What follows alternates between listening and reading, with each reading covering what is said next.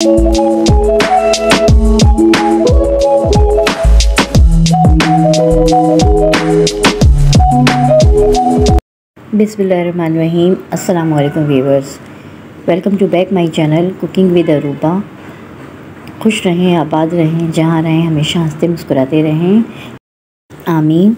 आज की रेसिपी में पकोड़ा रेसिपी है मुकम्मल। ये ब्रेड पकोड़ा बना रही हूँ मैं, और आलू के चिप्स पकोड़ा और प्याज पकोड़ा। तो देखिए, अगर आपको पसंद आए तो लाइक कीजिए, चैनल सब्सक्राइब कीजिए। तो चलिए अपनी रेसिपी को स्टार्ट करते हैं।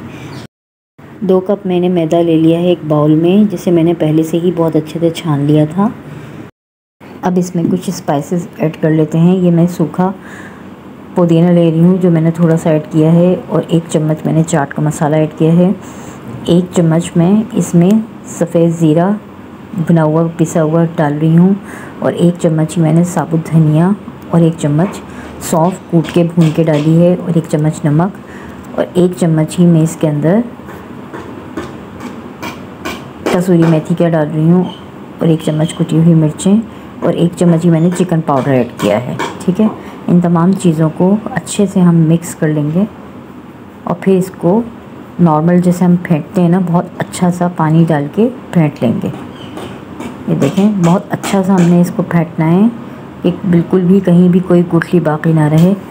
बहुत अच्छी तरीके से इसकी फ्राई करनी है। ये देखिए, और आप देख सकते हैं कि ये कितना है ना। इसको हद से ज़्यादा हमने पतला करना है बैटर को, ना ही हद से ज़्यादा गाढ़ा।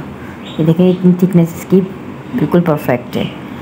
अब ये मैंने आलू की बिल्कुल बारीक बारीक से स्लाइस काट लिए हैं आलू की वर्कियों के लिए, और ये प्याज चॉप कर ली है 1 मैंने, और 1 आलू चॉप कर लिया है, थोड़ा पुदीना ले लिया है। इससे हम प्याज के पकोड़े बनाएंगे, और आलू की वर्कियों से आलू के पकोड़े बनाएंगे। ये मैंने ब्रेड के 3 स्लाइस ले लिए हैं, जिन्हें मैं चौकोर पीस में काट रही हूँ। 4 पीस कर लूँगी 1 स्लाइस के। ये देखिए, पहले आड़े में एक दफ़ा कट करेंगे, फिर दूसरी तरफ आड़ा करके, तो ये एक ब्रेड में से 4 पीस निकल आएंगे। ठीक है, ब्रेड पकोड़ा बनाने के लिए ये साइज़ हमारा बिल्कुल परफेक्ट है। इससे ना बहुत ज़्यादा छोटे होंगे और ना ही बहुत ज़्यादा पतले। अब ऑयल मैंने गर्म करने के लिए रख दिया था। एक स्लाइस को उठाएंगे, और हम इसमें बैटर में डिप करके, और फिर गरम ऑयल में डालते जाएंगे। ये देखिए, हमारा ऑयल इतना गर्म होना चाहिए कि ये अच्छे से इसके अंदर बैठ जाए, और जितने हमारी ब्रेड के स्लाइस इसमें आ सकें उतने ही हमें इसमें ऐड करने हैं। 2 मिनट रेस्ट देना है, उसके बाद हम इनकी साइड चेंज करेंगे। ये देखिए, हल्के हल्के से हाथ से हिलाएंगे, और फिर ये देखें, जब इसका कलर गोल्डन होना शुरू हो जाएगा तो टर्न कर करके अब हम इसको निकाल लेंगे। इसी तरह से अब मैं आलू की जो कतलियाँ मैंने काटी थी, एक एक डिप करती जाऊंगी, और इन्हें इस बैटर में से निकाल के हम गरम ऑयल में ऐड कर देंगे। इसे भी हमने ज़रा सा रेस्ट देना है, उसके बाद इनकी साइड चेंज करनी है। ये देखें, जितनी हमारी वर्कें इसमें आ जाएं उतने ही हमने ऐड करनी है। देखें, अब इनकी साइड हम चेंज कर लेंगे, और इनको बहुत प्यारा सा गोल्डन कलर देंगे, ताकि ये क्रिस्पी हो सकें और बहुत अच्छे हो सकें, और इनका ऑयल ग्रीस करके अब हम निकाल लेंगे। ये देखिए, आलू की कतलियाँ बिल्कुल रेडी हैं। मैं इनको तोड़ के भी दिखा देती हूँ। ये देखें, अंदर तक आलू पक चुके हैं। अब ये प्याज जो मैंने काटी थी, प्याज और आलू की काटे थे, तो उसके हम पकोड़े रेडी कर लेते हैं। तो मैं चम्मच की हेल्प से एक एक चम्मच उठा के डाल रही हूँ।